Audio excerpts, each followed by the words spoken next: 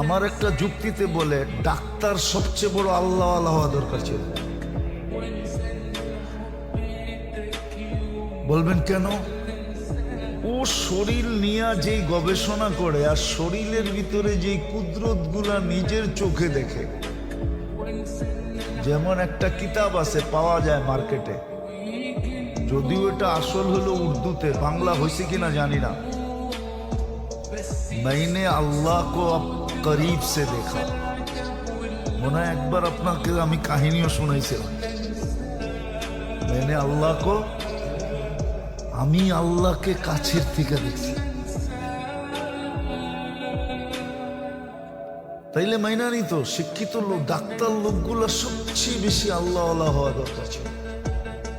এই দেহের ভিতরে যে কুদরত, আল্লাহর যে কুদরতি প্রযুক্তি, এটা কিন্তু ডাক্তাররা সবচেয়ে বেশি জানে।